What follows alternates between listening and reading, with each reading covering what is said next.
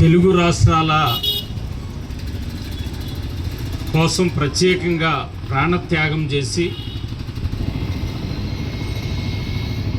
ప్రత్యేక రాష్ట్రం కావాలని చెప్పని పోరాటం చేసినటువంటి పోరాట యోధుడు శ్రీ పొట్టి శ్రీరాములు గారి యొక్క 125వ జయంతి సందర్భంగా 125వ జయంతి వేడుకలు జరపాలని చెప్పని రాష్ట్ర ప్రభుత్వం ఇచ్చినటువంటి పిలుపులో భాగంగా ఈరోజు మన కొవ్వూరు నియోజకవర్గంలో కొవ్వూరులో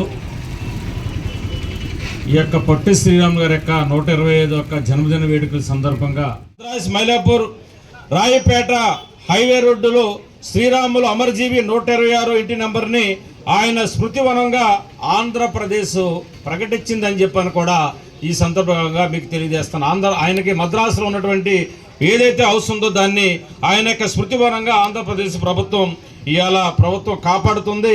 అదేవిధంగా ఈ మహానీయుల యొక్క జ్ఞాపకార్థం ఆంధ్ర రాష్ట్రం పొట్టి శ్రీరాములు గారి యొక్క తెలుగు విశ్వవిద్యాలయాన్ని కూడా ఇవాళ ఏర్పాటు చేశారు. ఇవాళ అనేక విశ్వవిద్యాలయాలు ఉన్నాయి. వాటితో పాటు పొట్టి శ్రీరాములు గారి పేరు మీద కూడా ఇవాళ విశ్వవిద్యాలయాన్ని కూడా ప్రారంభించుకున్న ఘనత కూడా ఇవాళ ఆంధ్రప్రదేశ్ రాష్ట్రం చేపట్టిందని చెప్పని ఈ సందర్భంగా తెలియజేస్తున్నా.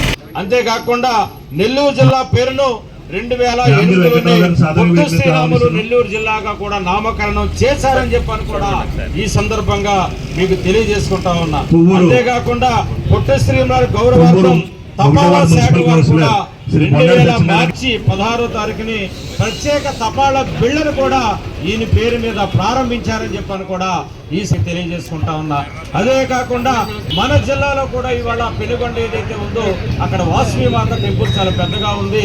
ఆర్య వయసులో పూజించేటువంటి ఒక వాసవి మాత ఏదైతే అక్కడ పెద్ద టెంపుల్ ఉంది కాబట్టి రాష్ట్ర ప్రభుత్వం కూడా దాన్ని గుర్తించింది. కాబట్టి ఖచ్చితంగా ఆ టెంపుల్ కావాల్సినటువంటి ఏర్పాట్లు చేయడంలో కానీ చూడటంతో పాటు దానిని ఇవాళ వాసవి మాత పెనుగొండగా కూడా నామకరణం కూడా చేసిన పరిస్థితి కూడా ఇవాళ ఉమ్మడి పశ్చిమ గోదావరి జిల్లా అయినటువంటి పెనుగొండలో కూడా చేశారని చెప్పని కూడా ఈ సందర్భంగా మీకు నేను తెలియజేసుకుంటా ఉన్నా.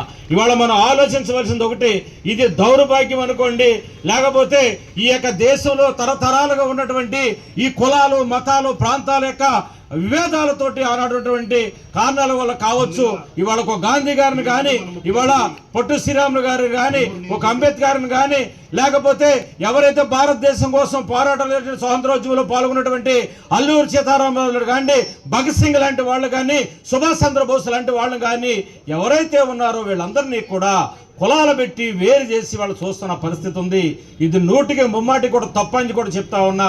ఇవాళ ఎవరైతే ఇవాళ భారత స్వాతంత్రోద్యమంలో పాల్గొన్నటువంటి కిట్ ఇండియా ఉద్యమంలో కానీ ఆనాడు భారతదేశ స్వాతంత్రంలో పాల్గొన్నటువంటి వాళ్ళందరూ కూడా గాంధీ గారి దగ్గర నుంచి పొట్టి శ్రీరాములు గారి దగ్గర నుంచి ప్రతి ఒక్కరు కూడా భగత్ సింగ్ దగ్గర నుంచి అల్లూరి సీతారామరాజు దగ్గర నుంచి అందరూ కూడా ఇవాళ కులాలను వ్యతిరేకించారు. అల్లూరి సీతారామరాజు గారు అయితే ఆయన ఒక గిరిజనులోనే గురిజనులోనే పెరిగిన వ్యక్తి. ఇవాళ పుట్టడం అంటే కనుక వాళ్ళ కుటుంబంలో మోగల్ గ్రామంలో పుట్టుండొచ్చా కానీ రాజుల కుటుంబంలోనూ ఆయన పెరిగింది ఉద్యమాలు చేసిందంతా కూడా గిరిజనులతో చేసినటువంటి పరిస్థితి ఉంది. కాబట్టి ఆయన అంతా కూడా ఒక విధంగా చెప్పాలంటే ఆయన గిరిజనుడిగా కూడా చెప్పుకోవాల్సిన అవసరం కూడా ఉందని చెప్పని కూడా ఈ సందర్భంగా తెలియజేస్తా ఉన్నా. కాబట్టి ఆర్యవయసులు వచ్చేసరికి గాంధీ గారి పుట్టినరోజులు జయంతులు, లేదా పొట్టి శ్రీరాములు వచ్చేసరికి ఆర్యవయసులో చేయటం, లేకపోతే అంబేద్కర్ వచ్చేసరికి దళితులు చేయటం, లేకపోతే సుభాష్ చంద్రబోస్ వచ్చేసరికి ఇంకొకరు చేయటం, ఇలాగా ఏదైతే ఎవరైతే భారతదేశ స్వాతంత్రం పాల్గొన్నటువంటి వాళ్ళు ఎవరైతే ఉన్నారో మహానుభావులు వాళ్ళ కులాల కోసం మతాల కోసం వాళ్ళ పోరాటాలు చేయలే. మన దేశ భవిష్యత్తు కోసం స్వాతంత్రం కోసం ఈ రాష్ట్రంలో ఈ దేశంలో ఉన్నటువంటి అన్ని ఉద్యమాలకు కూడా వాళ్ళు పాల్గొన్నప్పుడు కులాలని మతాలను ఎక్కడ కూడా చూడలే. కానీ ఏంటంటే మన దౌర్భాగ్యం ఏంటంటే వీళ్ళు ఏ ఉద్యమంలో పాల్గొపోయినా ఏ పని ఎక్కడ చేయకపోయినా కానీ వాడు మావాడని చెప్పని వీళ్ళ ఐడెంటిటీ కోసం వీళ్ళు రాజకీయ నాయకులు కావచ్చు, లేకపోతే కుల సంఘాలు కావచ్చు, లేకపోతే ఇంకా వేరే ఉద్యమాలు ఏదైనా వ్యాపారాలు చేసుకున్నటువంటి వాళ్ళు కావచ్చు, ఇంకొక రకంగా చేసుకున్న వాళ్ళు కావచ్చు, వాళ్ళ స్వలాభం కోసం ఒక్క మాటలో చెప్పాలంటే వాళ్ళ యొక్క స్వలాభం కోసం కులాలు మతాలు పేర్లు పెట్టి విడగొట్టి వాళ్ళ రాష్ట్రంలో ఉన్నటువంటి దేశంలో ఉన్నటువంటి అందరిని కూడా రెచ్చగొడుతున్న పరిస్థితి ఎక్కడ ఉన్నాయంటే వారు స్వలాభం కోసం చేస్తా ఉన్నారు. ఇది ఎందుకు చెప్తున్నానంటే క్లియర్గా ఆనాడు భారతదేశ స్వాతంత్ర ఉద్యమంలో పాల్గొన్నటువంటి ఎవరైతే ఉన్నారో స్వాతంత్ర సమరయోధులు వీళ్ళెవరూ కూడా కులాలు మతాల గురించి కూడా మాత్రం ఆలోచించుకోలేదు. ఈరోజు మన స్వార్థం కోసం మనం కొత్తగా కులాల్ని మతాలని అంటుపెట్టుకుని మన స్వలాభం కోసం వెళ్తున్నా తప్ప మరొకటి కాదు. దయచేసి జాతీయ నాయకులు ఎవరైతే ఉన్నారో జాతీయ నాయకులందరినీ కూడా మన భారతదేశంలో కానీ రాష్ట్రంలో ఉన్నటువంటి అన్ని కులస్తులు అన్ని మతస్థులు అందరూ కూడా ఖచ్చితంగా ఆదరించి తీరాలి. అదే నిజమైనటువంటి భారత పౌరుడిగా మనం చేయవలసిన పని.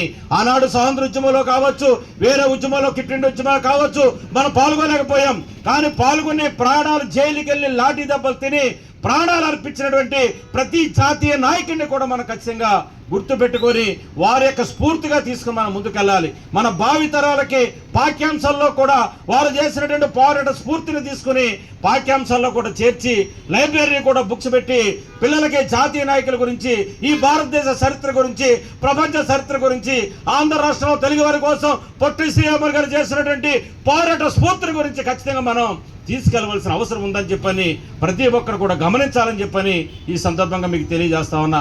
ఖచ్చితంగా ఆర్యవయసుల పెద్దలు కొన్ని మాట్లాడారు. ఏదైతే ఇవాళ పొట్టి శ్రీరాములు గురించి మాట్లాడారు, అదేవిధంగా వాళ్ళ విగ్రహాలు స్కూళ్ళ గురించి మాట్లాడారు. ఖచ్చితంగా ప్రతి స్కూల్లో కానీ ప్రతి ఆఫీసులో కానీ గవర్నమెంట్ ఆఫీసులో కూడా భారత స్వాతంత్ర యోధులు ఎవరైతే ఉన్నారో సమరయోధులు వాళ్ళందరి యొక్క స్టాట్యూలు కానీ విగ్రహాలు కానీ పెట్టాలి. ఖచ్చితంగా వారి స్ఫూర్తిని రాబోయే తరాలకు తీసుకెళ్ళాలి. మీరు చేసే ప్రయత్నం మీరు చేయండి.